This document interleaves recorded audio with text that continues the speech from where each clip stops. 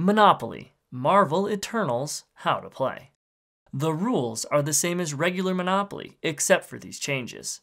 For a refresher of those rules, check out this video. The banker is called the lender, and money is called cosmic energy. The chance and community chest decks are called the Uni-Mind cards and the Arishem's judgement cards. Each player takes the character card matching their character token. On your turn, roll all 3 dice. If you roll the symbol on the golden cosmic die, then activate your character ability. Then move clockwise around the board based on the sum of the 2 white dice unless your ability was activated and it says otherwise. If you rolled doubles, you do not take another turn, but you can still use doubles to get out of jail.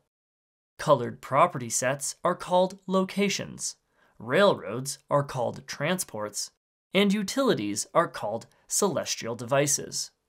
To purchase these is called to safeguard them. Houses and hotels are called villages and palaces. The last player to remain after everyone else is bankrupt is the winner.